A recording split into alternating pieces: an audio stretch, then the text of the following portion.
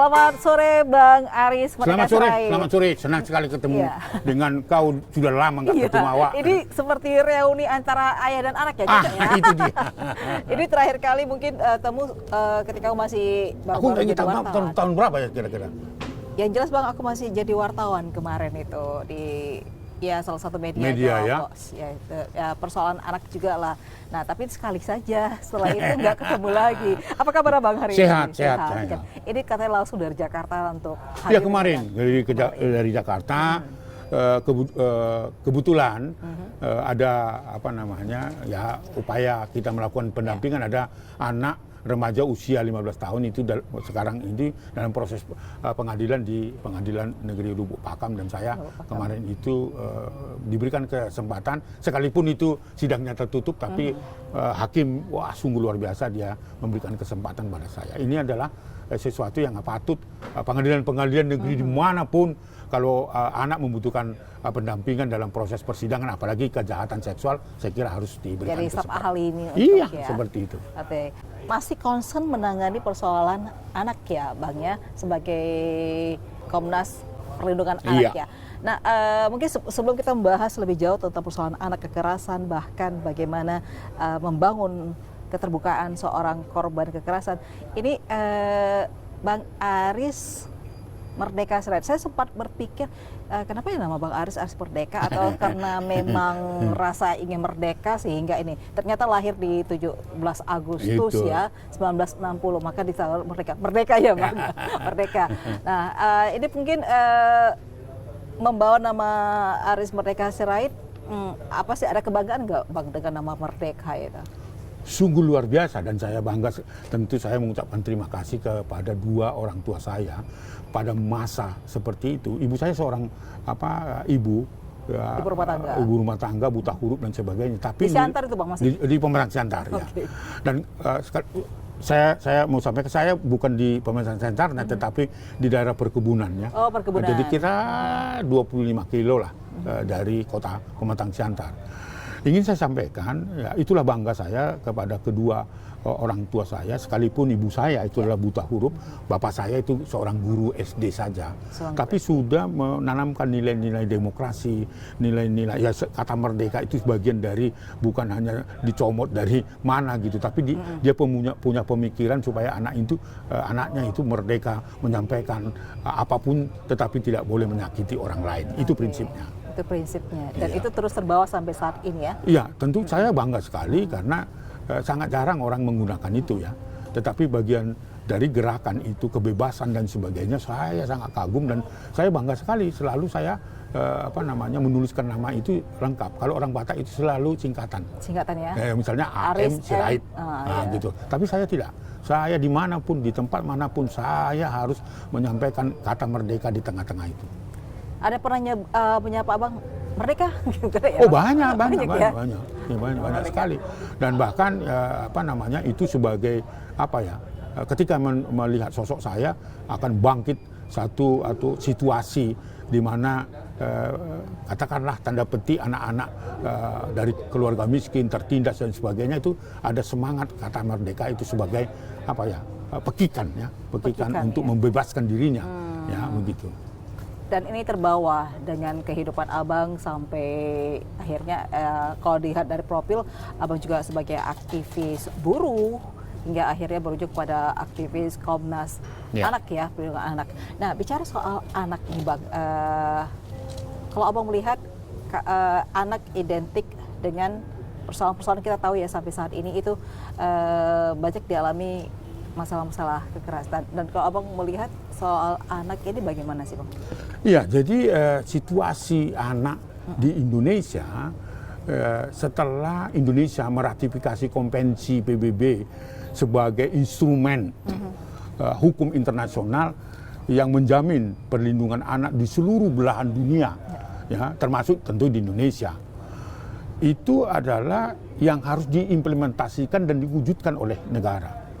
Tetapi sampai hari ini, ya, situasi anak yang diatur di dalam konvensi internasional itu belum dijalankan dengan baik. Katakanlah paling minimal ada 10 hak anak, ya, yang itu berlaku dan harus dimiliki oleh semua anak yang berusia di bawah 18 tahun di belahan dunia ini. Misalnya, hak bermain itu tidak boleh lekang, ya, lekang dari diri anak yang saya sebutkan tadi di bawah 18 tahun. Di bawah 18 tahun. Ini yang jarang kita dilakukan implementasi hak bermain itu, karena konotasinya adalah hak bermain itu adalah bermain-main gitu, bukan hak yang melekat pada dirinya bahwa dalam bagaimana dia mengembangkan dirinya dia harus mempunyai hak bermain itu. Kedua, hak atas pendidikan itu tidak boleh lekang di dalam diri anak di seluruh belahan dunia itu, karena itu merupakan hak yang sangat fundamental. Pertanyaannya, apakah hak atas pendidikan di Indonesia sudah berjalan? Kita jangan dilihat di Kota Medan seperti ini misalnya, jangan kita lihat di Pematang Siantar, tetapi di pelosok-pelosok, di daerah-daerah terpencil dan daerah perbatasan, siapa yang peduli tentang hak anak di situ? Di situ masih timpang. Ya. Ketiga, hak yang harus diberikan oleh negara itu hak atas perlindungan. Perlindungan dari mana? Sesungguhnya hak yang sangat fundamental yang ada dalam diri anak, salah satu misalnya dari sekian upaya-upaya pembelaan dan perlindungan anak, misalnya dia betul-betul dijamin haknya dan bebas dari segala bentuk eksploitasi, kekerasan, baik itu kekerasan seksual, kekerasan fisik, perundungan atau bully, termasuk penelantaran. Pertanyaan kedua, apakah ini sudah terlaksana? Karena ternyata fakta dari 2020 sampai 2022, Komisi Nasional Perlindungan Anak menerima sekitar 2.736 pelanggaran hak anak, 52% itu didominasi oleh kejahatan seksual. Kejahatan seksual. Dan itu tersebar di mana? Di laporan-laporan polisi, baik di tingkat polsek sampai ke polres. Semua didominasi lebih dari 52% dari laporan masyarakat. Dan itu setara dan sebanding juga dengan laporan masyarakat ke pemerintah. Dalam hal ini kita punya Kementerian Pemberdayaan Perempuan dan Perlindungan Anak. Dari 15.000 tahun yang sama yang dilaporkan masyarakat ke kementerian itu, 58% juga didominasi oleh kejahatan seksual. Siapa pelakunya? Nah, ini menjadi menakutkan. Orang terdekat. Orang terdekat. Siapa itu? Bapak kandung sendiri, bapak sambung, kakak, paman. Kalau orang Batak bilang opung. Opung. Itu orang-orang yang seharus melindungi. Tapi itu pelakunya. Itu pelakunya. Belum lagi kalau kaitannya pelakunya juga di lingkungan sosial anak, bisa sesama dari anak itu sendiri, dan di lingkungan sekolah sendiri. Itu artinya apa? Tempat yang nyaman bagi anak tidak ada lagi di Indonesia. Bagaimana? Rumah aja sudah tidak nyaman. Mau anak mau digantung di pohon, atau naik di pohon, atau hidup di pohon misalnya. Jadi perlindungan. Oh, kejahatan sudah ada di bawah pohon. Sudah menampung ya? Itu apa yang saya tangkap dari persoalan anak di Indonesia. Belum lagi perbudakan seks. Masih banyak anak-anak sekarang ini di daerah-daerah prostitusi. Belum lagi dia eksploitasi secara komersial. Dijual kemana-mana melalui media sosial dan sebagainya. Ini masih peristiwa kekerasan tadi saya katakan. Ya. Perbudakan seks, ribuan. Artinya dari Abang pernah juga sebagai aktivis buruh ya, buruh anak Kiana. Ini kalau dulu dari awal sampai sekarang ini, itu apakah Abang lihat masih momok atau masih? Hanya bentuknya berbeda. Kalau dulu pada masa saya memberikan perhatian kepada anak-anak yang terpaksa bekerja di industri karena kemiskinannya, ya itu adalah praktek-praktek seperti upah murah, ya. Dia tidak boleh berorganisasi. Karena apa? Karena masih anak-anak dan sebagainya. Jam kerja juga sesukanya perusahaan-perusahaan dan sebagainya. Tetapi ada eksploitasi ekonomi yang dalam bentuk lain. Misalnya anak dipekerjakan di pesisir-pesisir laut ya. Dulu dikenal Jermal, anak-anak Jermal, bekerja di tengah jalan dan sebagainya. di tengah laut dan seterusnya. Ada yang bekerja juga di perkebunan, bahkan di wilayah prostitusi seperti kafe dan sebagainya. Saya kira di Kota Medan juga banyak. Dan seterusnya kan. Belum lagi kita pergi ke Belawan, kemana dan sebagainya. Pantai Cermin itu saya kira satu tempat yang banyak ditemukan pelanggaran-pelanggaran terhadap anak di situ. Ya, oke. Artinya Komnas Perlindungan Anak itu sudah ada sejak 24 tahun yang lalu ya, Bang. Artinya penanganan sudah dilakukan dan berbagai macam. Nah, justru kebalikannya, seharusnya bisa meminimalisir tindakan kekerasan terhadap anak. Tapi ini selalu muncul. Nah, bagaimana sih paling tidak Komnas Perlindungan Anak memberikan edukasi atau paling tidak merangkul semua untuk bisa ayo dong, ini ditekan. Iya, jadi strategi yang kita lakukan adalah membangun komitmen bersama bahwa persoalan anak adalah common issue. Common issue. Ya, harus menjadi isu kita bersama, apapun profesi kita. Kalau kita mau menyelamatkan apa yang saya sampaikan, situasional yang begitu mencekam itu. Anda bisa bayangkan 52% itu didominasi oleh kejahatan seksual. Dan bukan orang lain. Kalau di Tanah Batak namanya, di Toba di sana itu. Situasinya sudah tidak bisa lagi disembunyikan. Selama ini kasus-kasus kejahatan seksual karena budaya di sana itu bisa disembunyikan. Sekarang itu tidak bisa lagi disembunyikan karena sudah terbuka. Anda bisa bayangkan bapak bersama iparnya atau tulangnya atau pamannya melakukan kejahatan seksual bersama kepada ponakannya atau anak putrinya sendiri. Ini sudah terbuka. Medan ini saya mau sampaikan ini zona merah terhadap kekerasan terhadap anak. Kota Medan. Kota Medan. Nomor 2 baru di Serdang. Zona merah kasus kekerasan terhadap anak. Iya. Dan saya sudah katakan itu 4 tahun yang lalu. Untuk itu menjadi perhatian. Artinya apa yang saya katakan?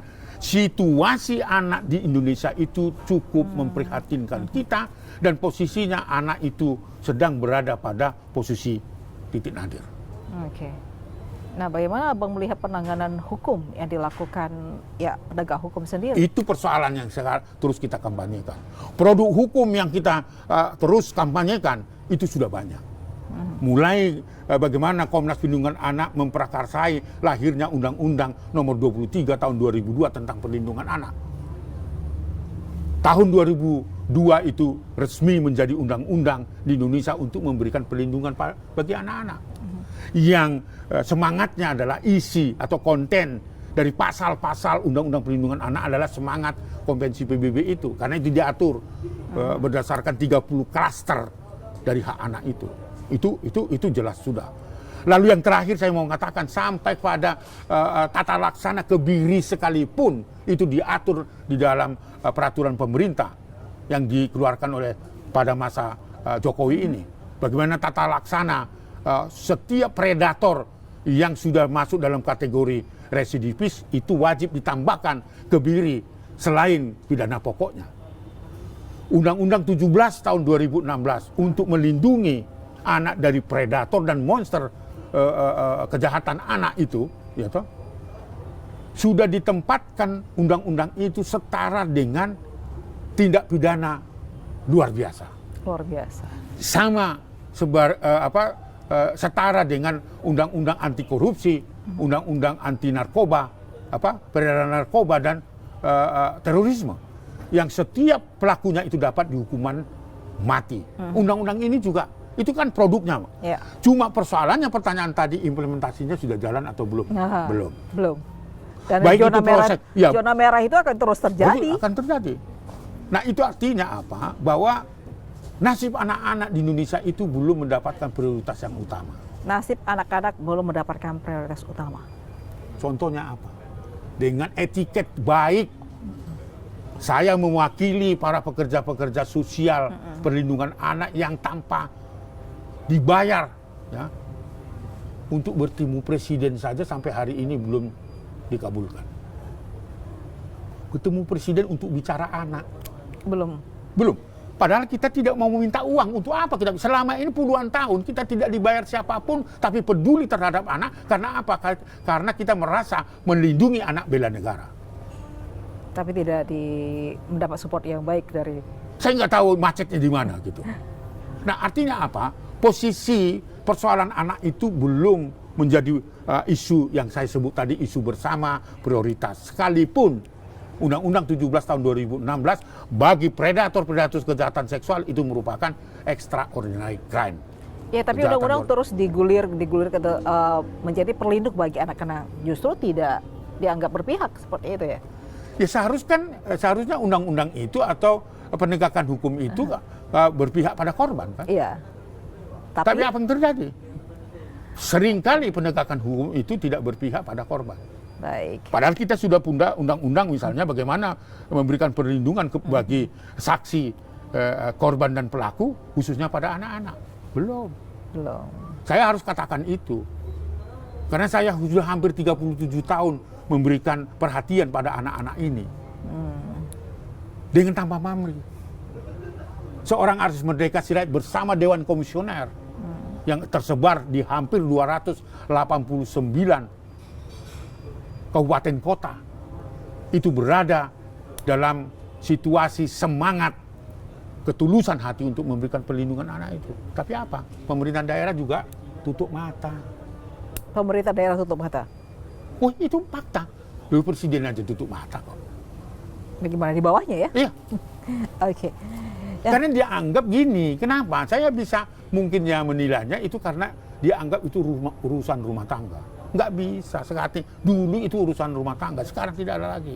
Oke, bicara urusan dulu. Domestik Iya, namanya. bicara dulu Bang, bicara dulu kalau kekerasan itu dulu persoalan rumah tangga. Nah, bicara dulu secara pribadi nih Bang, ya Abang pernah nggak mengalami kekerasan juga di dalam rumah tangga kalau dulu ya? Oh, saya harus akuin, saya dulu seringkali mengalami kekerasan.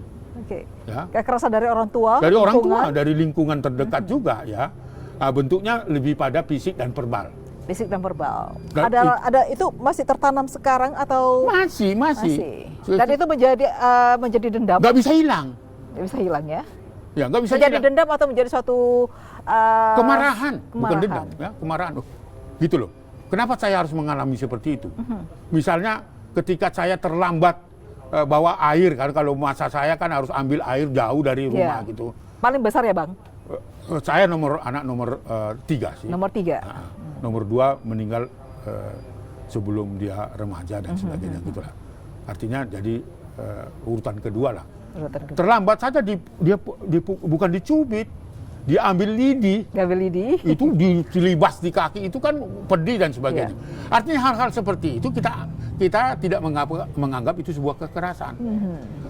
Karena orang tua saya, kedua orang tua saya yang merdeka itu jadi itu dianggap sebagai memberikan pengajaran sosialisasi dalam keluarga. Nah, itu kita juga kita anggap itu sebuah kekerasan waktu itu.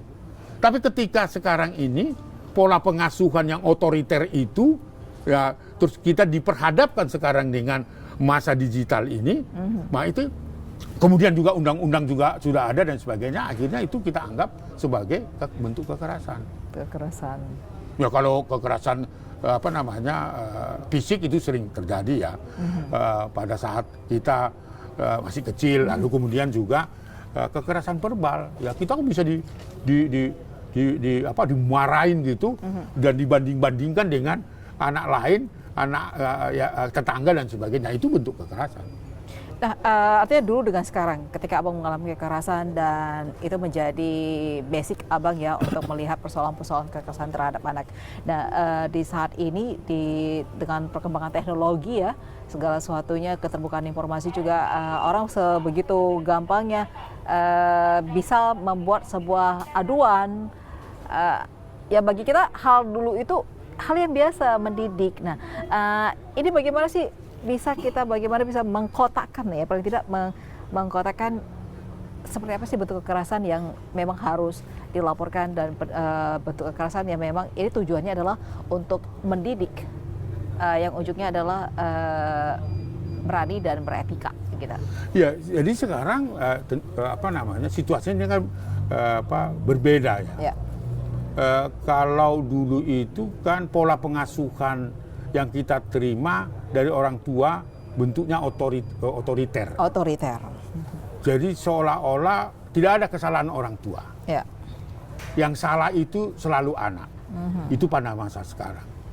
Dan saat ini tidak bisa lagi pola pengasuhan yang otoriter itu diperhadapkan di dalam situasi globalisasi informasi yang sekarang. Ya. Nggak bisa. Nggak bisa ya. Zaman milenial sekarang kan. Berarti harus membuka wacana masyarakat. Iya, contohnya kalau dulu kita diplototin oleh bapak kita bisa demam seminggu. Iya, diam gitu. Tapi kalau sekarang anak sekarang pelototin, dia akan melototin kita sendiri.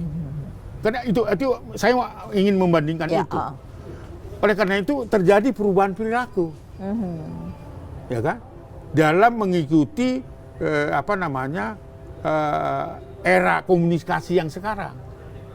Itu yang saya sentuhkan. Kalau dulu dipelototin, gini aja kita sudah demam. Marah ya kita toh. Dan nggak pernah kita bisa menatap wajahnya. Tapi yang sekarang, sudah puas nggak masih marah gitu loh. Iya. Beda kan?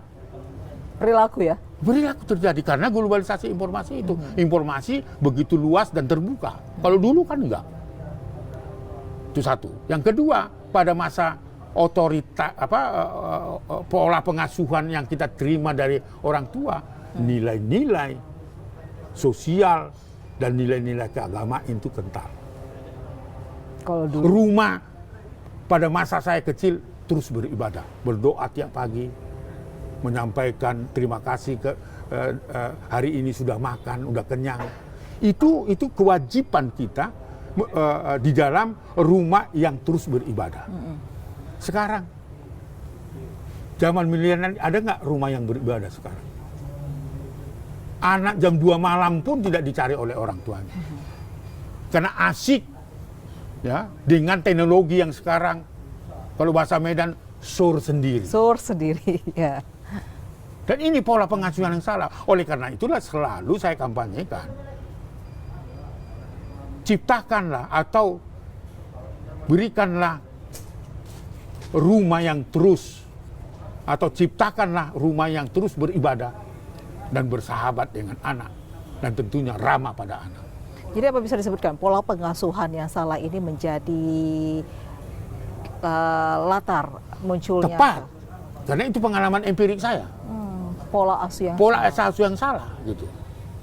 Itu gambarannya bagaimana seorang anak itu tidak membantah tapi berdiam diri, tetapi dia melakukan apa yang dia mau. Yang ketiga, hancurnya ketahanan keluarga. Selain rumah tidak lagi diciptakan sebagai rumah yang beribadah, ramah kepada anak.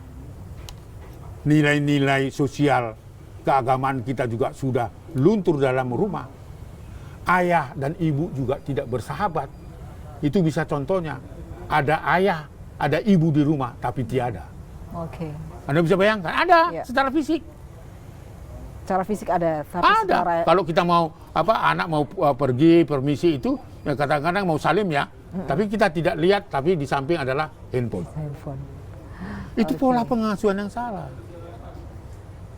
Jadi kalau kita mau melindungi anak, maka kita harus berani mengubah paradigma pola pengasuhan yang otoriter itu menjadi dialogis dan partisipatif. Oke, pola perlindungan anak ya.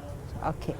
Nah, saling berkaitan satu sama lain ya Bang. Orang tua intinya adalah komunikasi di Betul. dalam keluarga.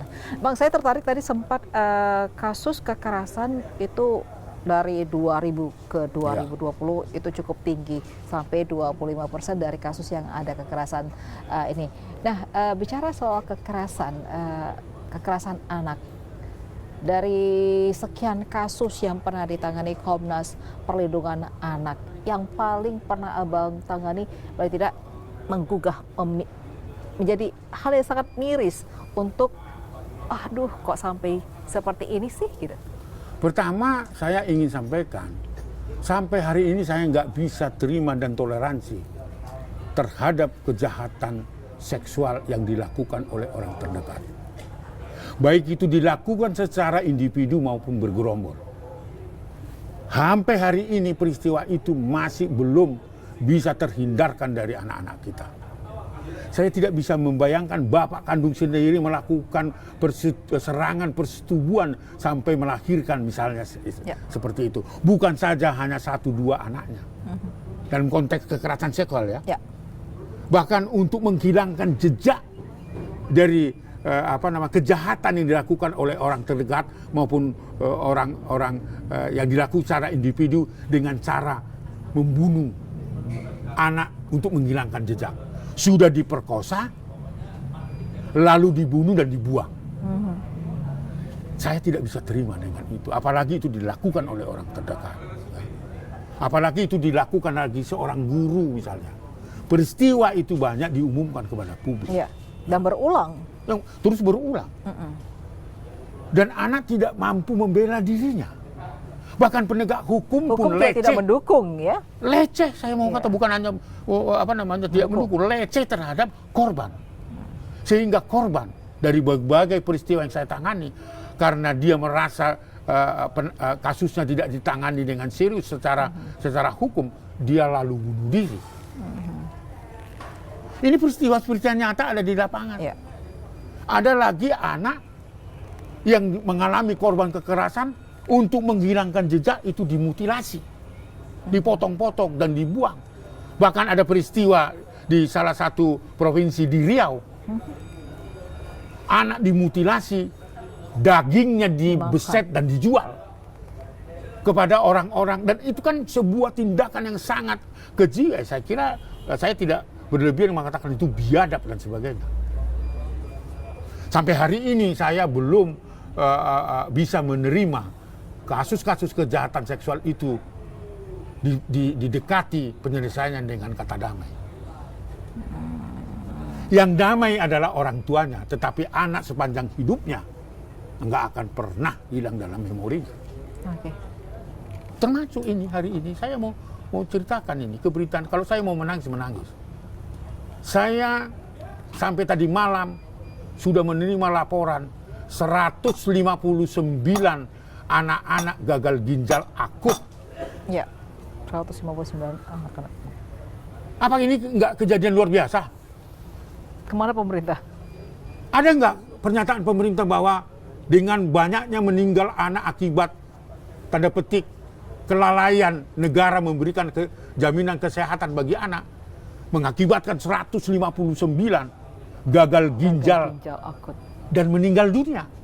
Dan masih ada ratusan, laporan kemarin itu adalah 269. Itu yang sedang dalam perawatan di seluruh, maksud saya di hampir seluruh rumah sakit yang ada di Indonesia, khususnya di rumah sakit umum yang dikelola pemerintah, belum lagi swasta. Apa enggak ini kejadian luar biasa? Setelah WHO melaporkan bahwa telah terjadi kematian hampir 69 anak karena mengkonsumsi obat batuk di sana, impor obatnya dari India. Lalu Indonesia panik. Kemana selama ini? Gitu? Kemana? Ternyata nggak bisa ditutupi.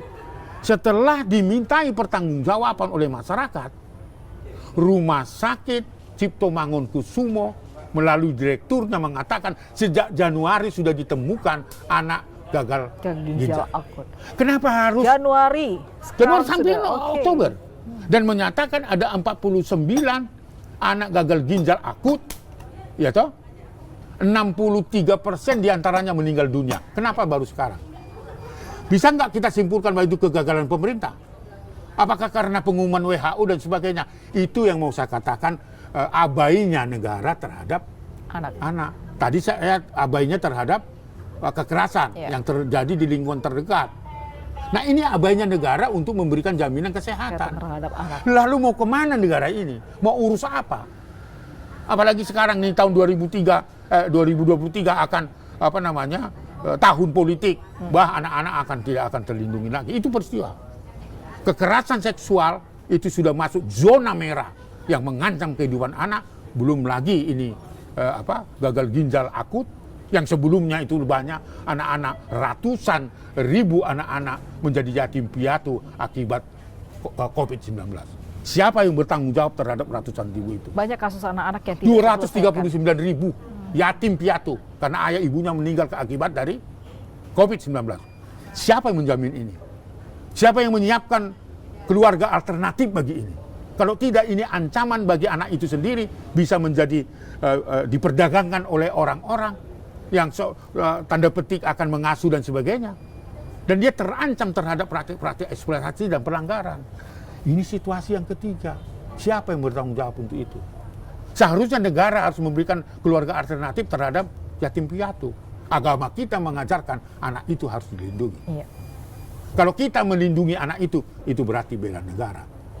Lalu apa rekomendasi dari Komnas Perlindungan Anak untuk kasus persoalan anak dari kekerasan seksual? Negara harus hadir secara konkret. Bentuknya apa? Ya memberikan penegakan hukum yang jelas. Ya kalau perlu dikebiri aja. Jangan ini belum terbukti dan sebagainya. Setiap kali unsur-unsur pidananya terpenuhi, hukum para predator itu. Kalau mau. Ya kan? Lalu kemudian hadirnya negara atau pemerintah juga dalam, katakan kalau dia datang dari keluarga miskin, akibatnya dia pendidikannya tidak bisa berjalan dengan, pemerintah harus datang situ. Nggak bisa. Masyarakat ini yang harus didorong oleh pemerintah untuk berpartisipasi, termasuk dunia usaha. Nggak bisa, Pak. Capek saya sudah lansia. Harus ada aksi, Bang. Justru itu. Bagaimana kita membangun aksi bersama, itu yang saya sebut gerakan perlindungan anak berbasis keluarga dan komunitas. Harus ada. Kita bercerita ini, kita menyampaikan atau dialog itu, atau ngobrol ini adalah bagian mencerdaskan masyarakat untuk membangun salah satu aksi juga, ya. Saya kira itu. Okay. Saya itu sedih sekali. Belum lagi perbudakan seks. Yang menggunakan media sosial. Tidak ada lagi lokalisasi prostitusi, tapi lokalisasinya ada di apartemen. Transaksinya di sana. Setelah digusur, larinya lebih mewah ya? Iya, gitu. Itu juga harus menjadi perhatian kita. Nggak bisa tidak, Mbak. Nggak bisa. Oke. Artinya banyak persoalan anak itu ya bisa kita katakan tidak pernah terselesaikan gitu ya, baik di penegakan hukum, bahkan concernnya perhatian pemerintah terhadap anak juga abai seperti itu ya, Bang ya? Iya, saya tidak berlebihan ya, mengatakan ya masih abai. Kalau kita abai terhadap anak, padahal anak adalah generasi penerus bangsa, penerus keluarga. Okay. Bagaimana negara kesatuan Republik Indonesia diisi oleh anak-anak yang mengalami proses perkembangan yang tidak baik. Okay. Anak menjadi korban-korban kekerasan. Apakah ini yang akan mengisi NKRI kita? Jadi harus disadari kalau anak-anak kita biarkan seperti ini, itu berarti kan merusak masa depan anak-anak dan tentunya akan merusak masa depan bangsa. Yeah. Jadi kalau kita ingin merusak negara ini, ya rusak anak-anak kita, generasi pemuda kita ini akan otomatis dia akan mengisi negara yang membangun negara ini secara rusak pula. Oke, artinya Indonesia terancam persoalan anaknya. Oke, Bang, ya artinya kita tidak akan tahu kalau mereka bicara soal kekerasan dialami. Nah, bagaimana membangun edukasi bagi anak, keluarga, dan Abang juga cukup dekat sama media ya, Bang. Nah, bagaimana juga membangun edukasi bagi keluarga, korban, juga jurnalis yang media untuk memberikan edukasi pada masyarakat untuk proses seperti apa sih yang harus kita lakukan peliputan biar si korban tidak merasa tertindas dan ini tersampaikan apa yang dia alami. Gitu. Nah, kebetulan saya tadi pagi ya sampai tengah hari bersama kawan-kawan dari PWI di Serdang itu menyelenggarakan public discussion tentang bagaimana peran media, kehadiran media itu ramah anak di Serdang. Ya, saya kebetulan saya diminta narasumber di samping narasumber expert lain gitu. Saya tentu beruntung bisa bertemu dengan kawan-kawan media itu. Apalagi perkembangan media sekarang ini kan begitu cepat ya. Nggak tahu kode etik jurnalistik pun kita bisa membuat media kita sendiri kan. Iya. Jadi alangkah senangnya saya bertemu tadi, punya kesempatan untuk menyampaikan bahwa peran media itu sangat penting sebagai bagian untuk kontrol sosial terhadap situasi termasuk anak-anak kan. Tanpa pemberitaan media bahwa kasus-kasus kejahatan terhadap anak atau pelanggaran terhadap anak kan akan tidak terpublikasi dan diketahui oleh masyarakat.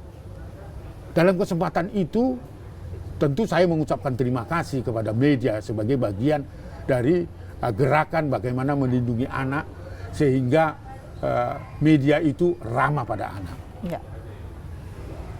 Problemnya masih belum dipahami dengan baik bagaimana pekerja jurnalis atau pekerja media mengedepankan kepentingan terbaik anak itu. Sebaiknya.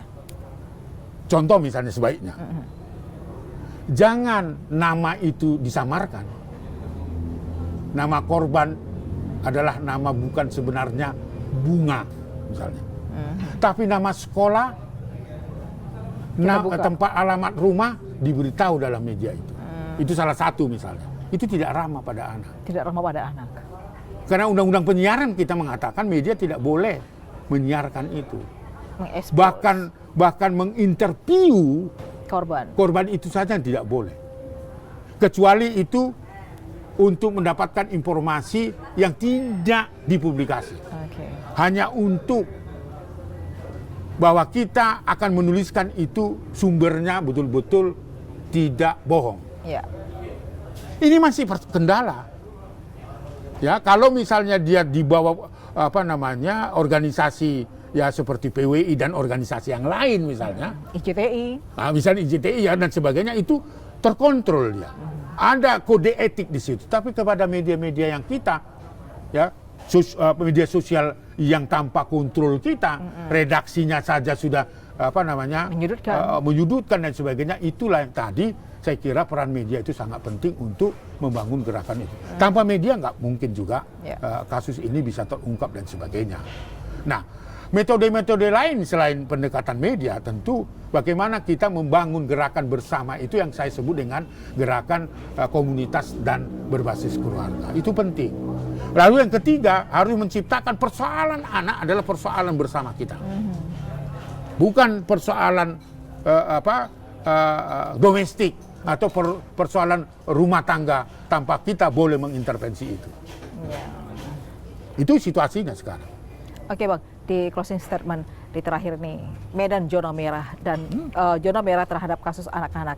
Nah, Komnas juga sudah terus menggerakkan ini. Mungkin harapan ke depannya agar kasus kekerasan terhadap anak ya tidak terus bertambah, tapi paling tidak kalau bisa tidak terjadi lagi.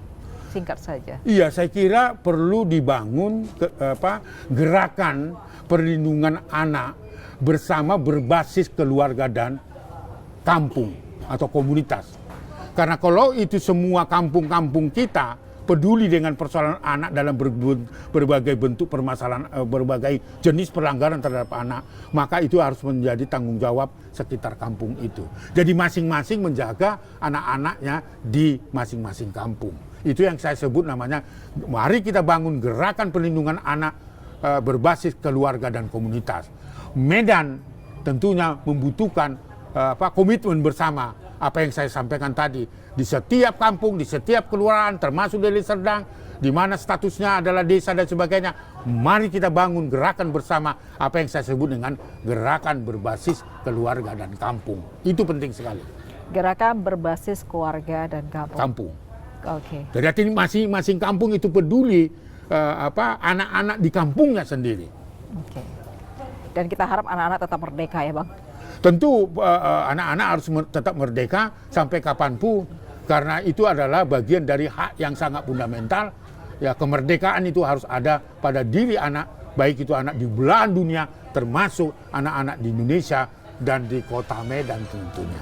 Oke, terima kasih Bang. Sama-sama, Ali. sama-sama. Iya. Kapan-kapan kita ketemu Iya, lagi Bang. terima kasih.